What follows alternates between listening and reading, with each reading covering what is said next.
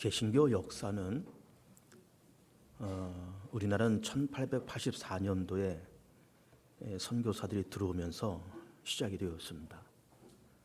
그러니까 대략 한 1130여 년 되었다 이렇게 보는 거죠. 그렇게 130여 년의 기독교 역사를 이렇게 걸어오면서 현재 우리 대한민국에는 5만 개의 교회와 1000만의 성도가 있다 이렇게 통계가 잡혀 있습니다. 교회는 그렇게 1884년에 시작이 되어서 그리고 1907년도 대부흥운동을 지나가면서 그리고 일제강점기, 6.25 전쟁 그리고 60년대, 70년대 고도 성장기를 지나오면서 교회도 역시 따라서 성장을 했지만 동시에 민족의 아픔 또 민족의 생사고락, 흥망성쇠 그 모든 것에 동참하고 함께하면서 지금까지 교회는 이렇게 왔습니다. 일제강점기 36년 그리고 50년도에 있었던 6.25 전쟁을 이렇게 보면 그 당시에 교회가 없었다라고 그러면은 어떻게 됐을까라는 것을 참 생각을 해봅니다. 일제강점기 36년이 끝났지만은 그리고 45년도에 우리가 해방과 독립을 했지만 그 당시에 교회가 없었더라면 어떻게 됐을까? 아마도 물론 해방과 독립이 되기는 됐었겠지만 그 기간이 아주 지루하고 더 길어졌을 것이고 그리고 아주 지난하게 그렇게 독립이 됐을 거다 그렇게 생각이 됩니다. 전쟁이 끝난 이후에 한번 잘 살아보자 하면서 그 전쟁에서 재건을 해나가면서 60년대, 70년대 새마을운동, 잘 살아보자라는 운동, 수출 드라이브 그런 걸 해오면서 그 당시에도 역시 교회가 없었다고 하면은 정말 전쟁에서 복구하는 것이 가능했을까? 정말 잘 살아보자라고 하는 그 새마을운동이 가능했을까? 이런 걸 생각을 해봅니다. 아마 굉장히 어렵고 힘들었을 줄 압니다. 일제강점기도 독립과 해방도 아주 힘들고 지난하고 전쟁 복구도 잘 살아보자는 운동도 굉장히 힘들고 지루하게 그렇게 갔을 겁니다. 그런데 우리는 그동안의 130여 년의 이 개신교 역사를 보면 민족의 아픔과 민족의 여러 가지 사건 속에 그 뒤에는 언제나 교회가 함께 했습니다. 우리가 아는 것처럼 3.1운동이 1919년도에 일어났는데 그러면서 민족대표 33명이 독립선언서를 쓰고 거기에 전부 다 도장을 찍었습니다. 그러면서 그 33인 가운데 16명이 기독교인들입니다. 그러니까 우리나라의 독립운동을 해나가는 그 모든 기저에는 교회가 있었다. 믿는 사람들이 있었다. 이렇게 보는 것이 과언이 아닌 것이죠. 교회가 독립을 위해서, 독립군들을 위해서, 독립정부를 위해서, 또 독립운동을 위해서 기도하고 후원하고 마음을 쓰고 앞에서 사람들이 나서서 일하고 뒤에서는 교회가 기도하고 그러면서 독립운동을 하면서 45년도에 우리가 해방을 맞이한 겁니다.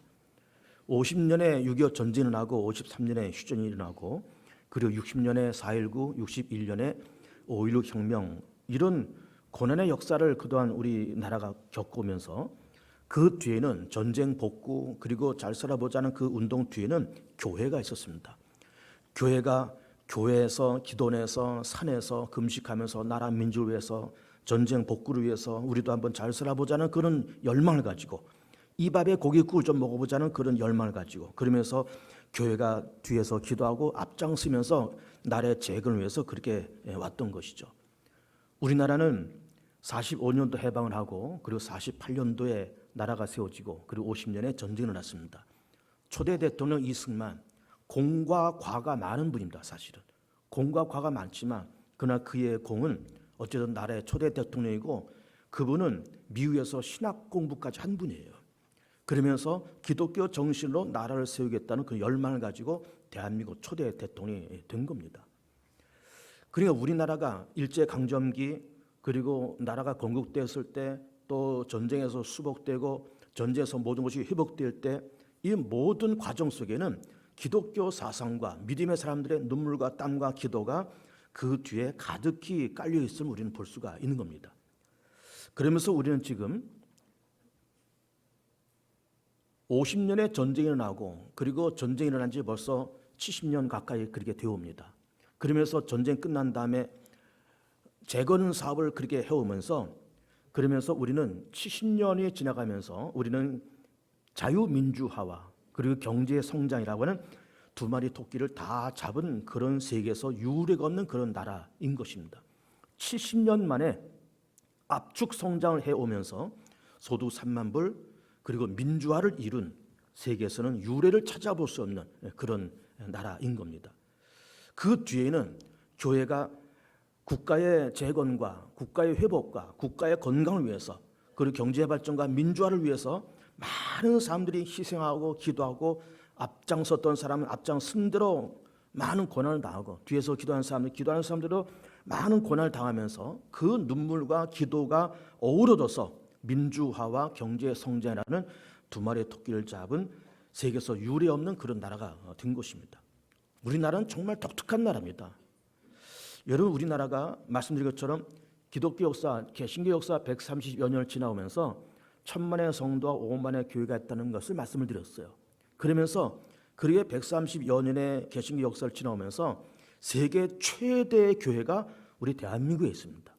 세계 최대의 장로교회가 대한민국에 있습니다.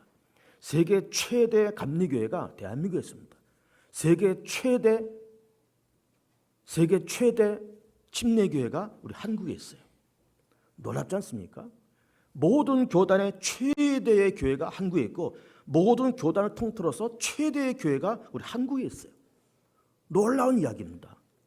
그만큼 하나님은 이 민족을 사랑하시고 그렇게 교회가 커졌던 까닭은, 교회가 부흥됐던 까닭은 성령의 기름 부심과 믿는 사람들의 기도와 전도에 열정이 있었지만 그 뒤에 하나님의 축복과 성령의 기름 부심이 교회마다 있었기 때문에 교회가 그렇게 부흥되고 발전되어 갔던 겁니다.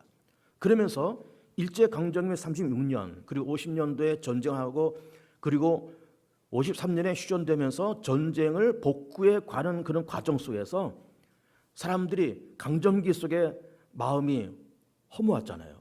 그리고 전쟁을 겪어가면서 못 먹고 못 살고 힘들고 그랬을 때 우리 민족의 등불되고 우리 민족의 희망이 되었던 것은 교회였습니다.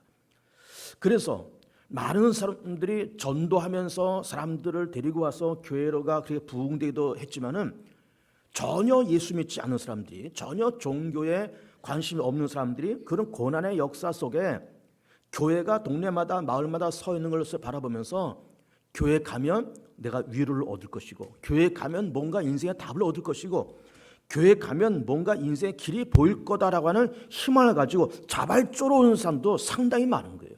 전도에서 온 사람도 많지만 자발적으로 온 사람도 상당히 많은 겁니다. 그래서 그 사람들이 교회에 와서 저 인생의 답을 찾고 하나님이 계시는구나, 우리가 다 죄인이로구나, 우리의 죄건에 빠졌는데 하나님의 독생자 예수님께서 날 위해서 죽으셨구나, 그 예수님의 십자가를 통해서 우리가 구원받고 하나님의 자녀가 되는구나, 그러면서 예수님의 십자가의 그 공로에 감사하고 기도하고 하나님의 자녀된 것 감사하고 그리고 또 선택받은 것 감사하고 구원받은 것 감사해서 그렇게 기도하고 가야 할 길이 머니까 나라도 그리고 개인도 가정도 가야 할 길이 머니까 그리고 나라를 위해서 기도하고 개인을 위해서 기도하면서 응답받은 그런 흔적들이 오늘 대한민국의 모습이다, 이렇게 볼 수가 있는 겁니다. 전도해서 온 사람도 많지만 자발적으로 온 사람도 굉장히 많아요. 저희 부모님도 그런 무리의 사람 가운데 한 사람입니다. 제가 어려서 저희 부모님들이 자발적으로 교회를 다니시더라고요. 누구 인도에서 가신 것이 아니라 이 두 분이 자발적으로 교회를 가시고 그 우리도 따라서 부모님을 따라서 교회를 가고 그렇게 한 겁니다. 그러면서 나도 어려서부터 예수를 믿고 우리 부모님도 신앙생활 하시고 그러다가 두 분 다 세상을 떠나셨지만 우리 자녀들은 여기저기서 흩어지면서 신앙생활들을 그렇게 하고 있고 저는 목사가 된 겁니다. 그러니까 우리 대한민국의 지난 한 세기, 20세기는 고난의 역사였죠. 일제 강점기, 전쟁, 그리고 또 전쟁의 후유증, 그리고 민주화 운동, 그런 고난의 역사를 거쳐왔지만 그러면서 민주화도 성공하고 물론 독립도 성공하고 민주화도 성공하고 경제도 성장해서 경제도 성공하고 그런데 그 모든 기죄는 교회의 헌신과 교회의 기도와 그리고 성도들의 눈물 어린 기도와 헌신이 있어서 오늘의 대한민국이 여기까지 왔다, 이렇게 보는 겁니다. 그러면서 오늘 말씀을 보면은 주의 말씀은 내 발의 등이요 내 길의 빛이니다. 이런 말씀을 하시고 있습니다. 그러면서 모든 우리 한국 사람들이 교회를 바라보면서 교회가 민족의 등불이고 교회가 희망이다 하면서 자발적으로 교회를 와서 교회가 부흥되었고, 정말 그렇게 어쨌든 전도가 되어서 온 분도 있지만 자발적으로 그렇게 교회를 찾아오면서 교회를 다니고 믿음 생활하고 예배드리고 말씀을 들으면서 인생의 답을 찾게 된 거예요. 그렇구나, 이렇게 사는 것이 진정한 인생이고, 하나님을 섬기고 하나님 경외하며 사는 것이, 이것이 지혜의 근본이고 지식의 근본이고, 우린 다 죄 가운데 빠졌는데 하나님의 독생자 예수님의 십자가를 통해서 구원받았다고 하는 것이 감사해서 늘 예배를 사모하고, 그러면서 교회를 다니면서 위로를 얻고, 교회를 다니면서 응답받고, 교회를 다니면서 치유되고, 교회를 다니면서 삶의 답을 찾게 되었다라고 하는 것입니다. 삶의 답을 찾게 되었다, 그런 이야기예요. 어제 우리 이만영 집사님이 돌아가셔서 어제 입관 예배를 하고 오늘 아침에 제가 가서 발인 예배 드리고 그리고 왔습니다. 어제 입관 예배를 마치고 이제 우리 교우들이 그 식당에서 식사를 하면서 어느 장로님이 어느 집사님을 칭찬하는 이야기를 하셨습니다. 어느 집사님 이렇게 들면서 저 집사님을 보시라고, 다 자녀들이 다 잘 됐는데 다른 비결이 아니라 예수 잘 믿고 교회 생활 잘해서 복을 받았다. 그래서 자녀들 다 번듯한 직장에 다니고 다 성공한 인생이다. 그러게 그 집사님을 칭찬을 하세요. 지당하신 말씀이죠. 우리가 다 그렇게 그런 말을 들을 만한 그런 가정이고, 저도 그 가정의 내막을 다 잘 압니다. 다 잘 됐죠. 자녀들 다 잘 되고, 집사님 당신 자신도 참 건강하게 자기 직업을 꾸려나가고 있고, 그러니까 다 70이 넘은 분들이에요. 그렇게 말씀하시는 그 장로님도 70이 넘은 분이고, 그 말씀을 듣는 그 집사님도 70이 넘은 분이에요. 그러면서 이분들이 두 분이서 오고 가는 이야기를 들으니까 다 지당한 말씀을 하시는 거예요. 인생을 살아보니까 예수 잘 믿고 교회 잘 다니는 것이 이게 답이다라고 하는 것을 아시는 거예요. 젊은 사람들은 모르겠죠. 아직 인생을 덜 산 사람들은 모르겠죠. 그냥 어른들이 예수 잘 믿으라고 그냥 한마디 하는 거겠지. 그냥 교회 잘 다니고 하는 말이겠지. 근데 그게 아니란 말이에요. 이분들도 인생을 살아보니까 인생의 답은 내가 예수 믿고 교회를 잘 다니면서 이게 인생의 답이다. 그게 내가 잘 되고 그것이 자녀들이 잘 되는 길이다. 그게 답이다. 라고 하는 것을 70 넘은 이분들이 다 느끼고 고백을 하면서 그런 대화를 해 가셨던 겁니다. 지당한 말씀이죠. 그래서 오늘 말씀 있는 것처럼 주의 말씀은 내 발의 등이요 내 길의 빛이냐라는 그 말씀처럼 믿음으로 사는 것이 내 발의 등이요 믿음으로 사는 것이 내 길의 빛이요, 예수가 내 발의 등이요 예수가 내 길의 빛이요, 교회를 다니는 것이 내 발의 등이요 내 길의 빛이요, 예수를 믿고 교회를 다니는 것이 내 인생의 답이요 라고 하는 결론을 빨리 정리하는 것이 유익합니다. 참 유익합니다. 오늘 우리는 전개인 추석 주일을 지나고 있습니다. 예수 잘 믿어보세요. 교회 잘 다녀보세요. 기복신앙이 좋으냐 나쁘냐 여러 가지 말들이 있지만 복을 기대한다고 하는 것을, 복을 기원한다는 건 절대 나쁜 것이 아닙니다. 예수 믿어서 내가 잘 되고 예수 믿어서 자녀들이 잘 된다 그러면 그것보다 더 좋은 것이 어디 있겠습니까? 그래서 답이 여기 있다. 예수 믿는 것에 답이 있다. 교회를 잘 다니고 예수 믿는 것에 답이 있다라고 하는 결론을 빨리 내려야 됩니다. 오늘 저는 전개인 추석주일을 기해서 한 연예인 한 사람을 소개하고 영상을 좀 보려고 합니다. 개그우먼 김지선 씨를 보려고 그래요. 영상을 보기 전에 제가 그분을 잠깐 소개를 합니다. 음악원 하는 사람하고 결혼해서 아이를 넷을 낳았습니다. 그리고 우리가 아는 것처럼 그 사람은 유명한 코미디언이에요. 근데 이분이 무엇으로 코미디언을 시작했는가 하면은 이북 사투리를 쓰는 것서부터 인기를 얻으면서 코미디 생활을 시작했습니다. 그러면서 학교 다닐 때도 막 이북 사투리 쓰면서 하니까 막 인기를 얻고, 그리고 개그맨 시험 쳐서 대상을 받았다는 거예요. 그래서 인기가 올라가서 인기도 얻고 부도 얻고 명예도 얻고 한참 올라갔는데, 그런데 조금 삐딱선을 타면서 노래를 하고 싶다라는 생각이 들고 누군가 또 그렇게 제안을 했더랍니다. 노래를 좀 해봐라. 음반 한번 내봐라. 그래서 삐딱선을 타면서 살짝 옆길로 가면서 음반도 취입하고 그렇게 했는데 실패했다는 거예요. 그러고 난 이후에 코미디언이 노래를 하니까는 여러 선배들이 동료들이 이제는 김지선 씨를 이게 자꾸 따돌리는 거죠. 너는 그냥 그 길로 가. 노래하는 길로 가. 그러면서 개그 프로에 잘 이렇게 출연도 잘 안 시키고 그러면서 인기와 명예가 아주 땅바닥에 떨어졌다는 겁니다. 그때 방황했을 때 예수를 찾은 거예요. 그러면서 하나님을 찾고 그러면서 꾸준히 신앙생활 해가면서 그러면서 연예인들은 나름대로 어떤 캐릭터가 있잖아요. 누구다 A다 그러면 그 사람의 독특한 캐릭터가 있는 거예요. 근데 이 김지선 씨는 이북 사투리 하는 것이 그 사람의 독특한 캐릭터예요. 그리고 누구다 그러면 우리가 옛날에 뭐 배삼용 씨, 뭐 심영래 이런 분들 남이 오래된 분들이지만 그분들 다 이렇게 바보스러운 연기하면서 그 코미디라서 성공한 사람들 있잖아요. 그러면 심영래다 배삼용이다 하면 저 사람들 바보 연기하는 사람들 그래서 인기를 얻었어요.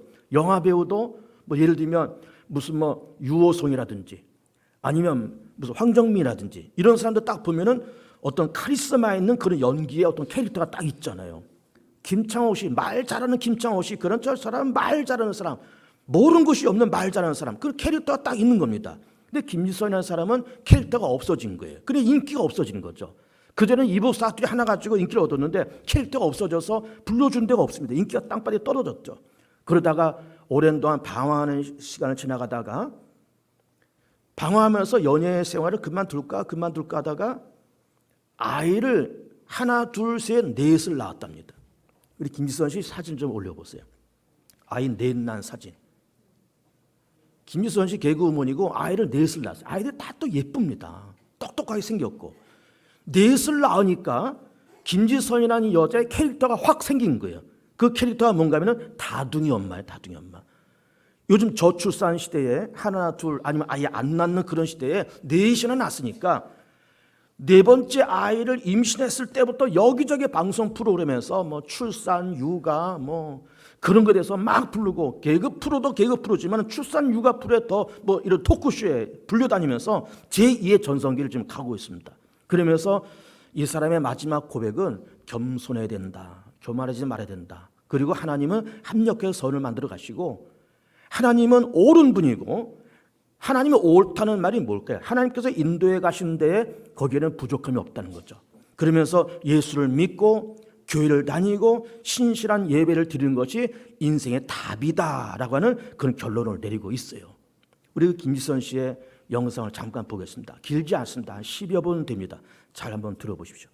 굉장히 어렸을 때부터 탁월한 재능이 있으셨는데요. 네. 언제부터 본격적으로 데뷔가 시작되셨나요?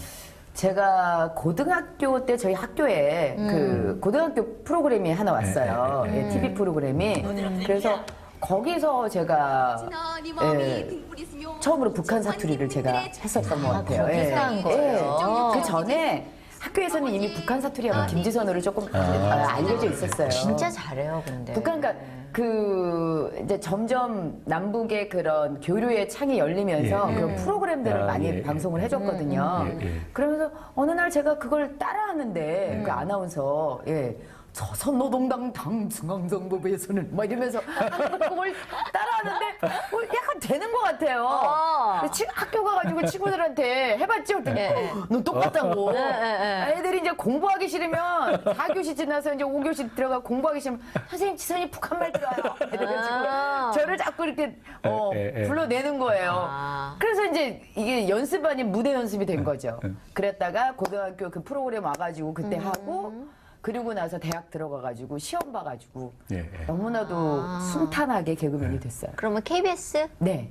몇 기예요? KBS 6기요. 제가 그래요? 90년도 데뷔를 했어요. 누구누구 같이 동기가 누가 있어요? 그때 이제 배동성 씨 계시고, 예. 그리고 그 닌자 거북이 김현영 씨 그럼 그때 어떤 상 받으셨어요? 대상 받았어요. 역시, 역시. 예. 근데 처음에 그렇게 스타트를 하면 네.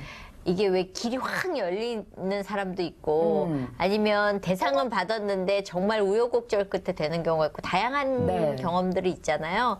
어느 쪽이었는지 잘 나가다 또 힘들었다 뭐 이런 스토리가 좀 있을 거 아니에요. 제 그 곡선을 그리자면 이 데뷔를 했죠. 네. 치고 올라갔다가 치고 올라다가 이야 내가 아, 진짜. 예. 왜냐면 북한 사투리가 그 전까지의 북한 사투리가 아니었기 때문에 그래, 완전히. 주목을 많이 받았어요. 예. 그리고 나서 그 남남북녀라는 코너를 맞아, 하고 맞아. 나서 응. 그 다음에 괜찮아요라는 코너로 들어가서 최양락 씨 부인으로 제가 맞아요. 했었는데 예. 그거까지도 괜찮았어요. 예. 그리고 나서 SBS가 개국을 하면서 넘어가서 또 거기서 서태순과 아이들이라는 제가 또 춤을 또 보여드려서 예. 근데 거기서 제가 이제 저희 학교 선배님 중에 한 분께서 음반을 한번 해보자. 바람을 헐 불어넣으셔가지고 어이구 귀가 얇아가지고 그쪽으로 갔죠. 아, 그래요? 근데 정말 거기서 그냥 폭 떨어지는 예. 아픔을 겪었어요. 아, 그래요? 예, 그러면서 이제 외도 아닌 외도를 하게 되니까 선배님들도 예쁘게 보시지 않으셨고 아, 그래요? 제작진들도 열심히 코미디 하던 애가 갑자기 또 음악을 하겠다고 그러는데 그러니까 헛바람처럼 되게 보이셨었나 봐요. 그래요? 그리고 그 음반이 잘 됐으면 모르는데 잘 안 돼서. 예, 기억 못 하시잖아요. 전혀 못하지. 잘 안 됐기 때문에 그래서 더욱더 조금 선배님들과 이 제작진들한테 좀 많은 아, 예, 그래요? 그래서 난 오늘 그 얘기를 처음 듣네? 그 시련이 좀 길었어요. 아, 그래요? 예. 그런데 그때 더 제가 하나님께 매달렸던 것 같아요.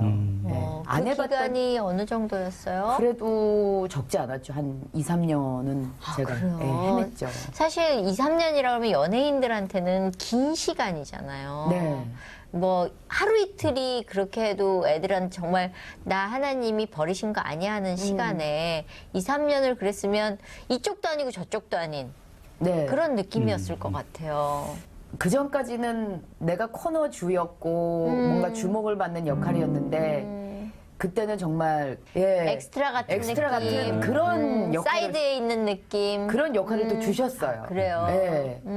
그런 역할을 주셔가지고 근데 참 그래도 제가 좌절하지 않고 그때 되게 잘 넘기고 또 물질적으로 되게 힘들어지잖아요. 그쵸. 근데 이름은 알려져 있고 그래서 그때 뭐 닥치는 대로 일을 했던 것 같아요. 이를 악물고. 예, 이를 악물고 슈퍼에서 뭐 오픈 행사한다 그러면은 가고. 정말 아주 적은 액수라도 가서 뭐 목에 터져라 고등어 5마리 2,000원 하던 거 6마리 2,000원 하는 그러고서 카트 타고서 딴 데로 가고 막 진짜 막 그러면서 예, 야시장 MC도 봤었고 그런데 그때 배웠던 건 교만하지 말고 자만하지 말자는 걸 어린 나이에도 배웠던 것 같아요. 예.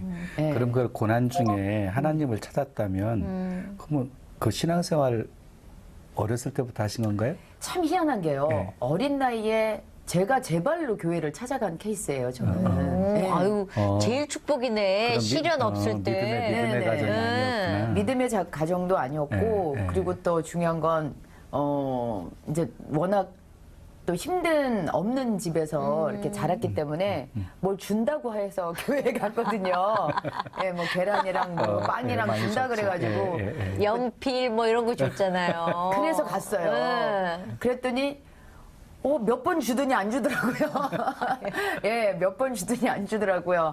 그러다가 참 희한한 게 제가 어린 나이에도 저희 이남 이녀 중에 제가 둘째였거든요. 근데 둘째는 어느 집안에서는 항상 보이지 않는 외로움이 있었던 것 같아요. 맞아요. 주목을 못 받았기 예. 때문에.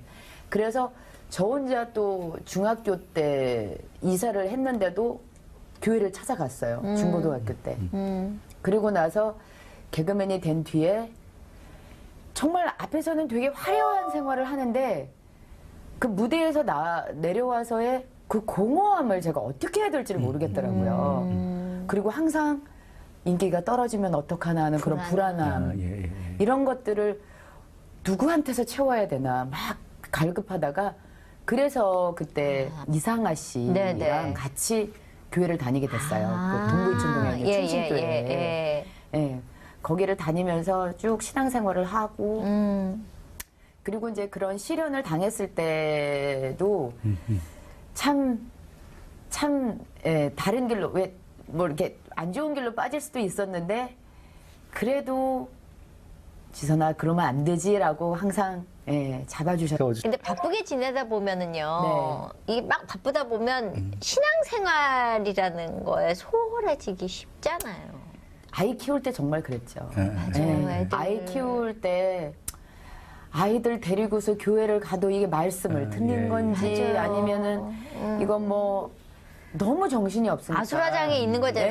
네, 맞아요. 난장판에 그냥 말씀도 안 들어오고. 그냥 예. 다 공통점인 것 같아요. 예, 예. 아이 키우는 엄마들은 예. 한결같이 그 시기들을 이렇게 너무 힘들어요. 너무 근데 사실 그 힘들어서. 시기가. 예. 그래서 맨 처음에 저희 남편이랑 결혼할 때도 남편이 이제 믿음 생활을 안 하고 있어서 교회 같이 안 나가면 결혼 안 하겠다 그랬더니 따라오더라고요. 근데 이제 아이가 하나 생기고 둘 생기고 그러니까 이제 너무 정신이 없어지니까 저희 남편도 지치는 거예요. 그렇죠. 그러면서 이제 서서히 교회 오는 숫자가 줄어들더니 줄어드는. 안 오게 되고 그러더니 아빠가 안 가니까 아들들도 안 가게 가고. 되고 예. 그래서 지금은 저희 딸하고 저만 다니고 있거든요. 지금은 제가 그렇게 힘들더라도 다닐 걸 하는 정말 후회를 많이 해요. 정말 너무나도 힘들더라도 그냥 잠옷실에서 붙들고 조용히 있을 앉아 막 걸. 그러더라도 좀 다닐 걸. 제가 그래서 후배들한테는 어떻게든 그 끈을 놓치지 말아라. 그렇게 얘기를 하고 있는데 지금은 제가 좀 후회를 많이 하는데 그래서 지금의 기도 제목은 가족 구원이에요. 예. 항상 아침에 일어나면서 하는 기도가 언젠가 만나게 될 그 하나님을 우리 남편이 그게 오늘이었으면 좋겠습니다. 또 다음 날이 되면 그게 오늘이었으면 좋겠습니다. 근데 저희 남편 주위에 점점 이런 그 믿음의 생활을 하는 분들이 점점 이렇게 꼼짝 못하게. 예, 꼼짝 못하게. 그러니까 남편이 예전에 음악을 하던 사람인데 음악 하시던 분들이 다 CCM을 하시는 분들이 돼버린 거예요. 예. 그래가지고 다 이제 그렇게 되자 막 이래가지고 그러네, 그러네. 저희 남편이 이걸 해 말어 지금 믿음 없는 상태에서 스타트를 해 말어 막 지금 막 기로에 있어서 뭐라도 한번 해봐. 그렇죠. 제가 막 지금 이러고 네. 있거든요. 아무튼 그래서 언젠가는 남편이 그 가두리 양식장처럼 예, 예. 예, 가두어질 것 같다는 생각도 예. 들고요. 그렇게 되다 보면 또 아빠 엄마가 또 그렇게 되다 보면 아이들까지도 그쵸. 예, 예, 맞습니다. 되지 않을까. 맞습니다. 네. 근데 그렇게 침체를 경험하다가 다시 이렇게 회복할 수 있는 계기가 있으셨나요? 그 방송 생활이 뭐 항상 평탄할 수만은 없었잖아요. 근데 많은 분들께서 보시기에 저는 그렇게 큰 굴곡이 없을 거라고 생각을 하세요. 근데 어느 연예인들이나 보면은 그 본인이 생각하는 그 굴곡들이 있는데 크게 놓고 봤을 때는 그 굴곡이 안 보이는 사람들이 있는데 제가 그렇거든요. 맞아요. 저도 아이를 출산하면서 굴곡 아닌 굴곡을 저도 겪었어요. 아이를 첫째를 낳고 둘째를 낳고 그러면서 방송이 그 주부가 할 수 있는 방송들이 없어지는 거예요. 그 너무 불안해지고 막 힘들어지고 한 번에는 너무 힘들어가지고 남편한테 얘기했더니 남편이 방송 그냥 그만두라고 내가 당신 못 먹여 살리겠냐고. 그런데 그 말이 너무 고마운 거예요. 저희 남편이 저를 안 거죠. 내가 못 그만둘 걸. 성격상. 그런데도 말을 그렇게 해주니까 되게 너무 힘이 고마운데. 되죠. 근데 또 그때 또 임신을 하니까 지금 방송을 해야 되는데 왜 자꾸 임신을 하나. 그래서 이게 뭘까 막 생각을 했는데 나중에는 저한테 캐릭터를 주시려고 아이를 막 낳게 해주신 거라는 생각이 나중에 드는 거예요. 네. 야, 네가 뭐 이제는 춤을 추기에도 퉁잘 추는 애들이 한둘이 나와야 되죠. 너무 많이 나오고 노래 잘하는 애들도 너무 많이. 요새 개그맨들도 너무 재주가 많으니까요. 그러다 보니까 내가 너 그럼 캐릭터 하나 만들어줄게. 그런 다산 캐릭터 그래서 네가 가져가라. 이러면서 예. 그 생각이 딱 들면서 넷째를 딱 가지니까 일이 막 들어오기 시작하면서 임신한 상태에서 CF도 찍게 되고요. 그래서 주님이 계획하시는 건 인간이 생각할 수 있는 그 한계를 넘어서는구나 라는 생각이 딱 드는 거예요.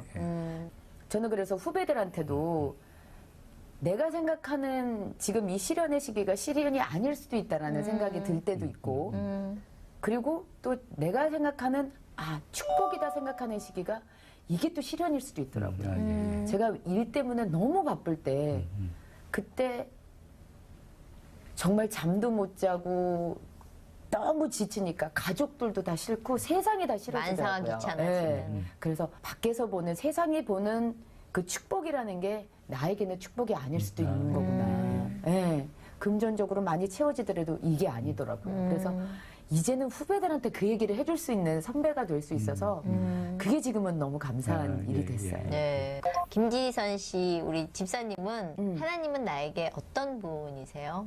지금에 와서 항상 느끼는 건데 항상 옳은 분. 네, 항상 옳으신 맞습니다. 분이에요. 항상. 참 제가 생각하기에 뭐 어떤 때는 욕을 놓고 기도하는데 안 될 때 있잖아요. 그러면 막 속상해 하는데 욕에 나중에 됐으면 어떻게 하나. 예, 욕을 안 되게 해주신 이유가 있으셨구나. 라고 생각하게끔 뭔가 이렇게 방향을 이렇게 막 만들어주시는 것 같아요. 그래서 정말 이렇게 한치의 오차도 오차도 없으신 없는. 정말 그런 분이신 것 같아서 그래서 예전에 이렇게 집안에 저희 친정집에도 막 뭐 문제가 막 생기고 막 그랬을 때 어떤 때는 막 그랬어요.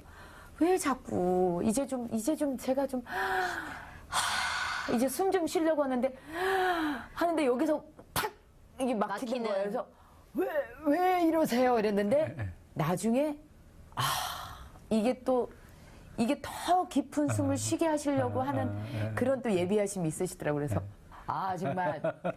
정말 짤 없으시네. 정말 그랬어요. 제가 야 정말 대단하세요. 야 정말 예 알겠습니다.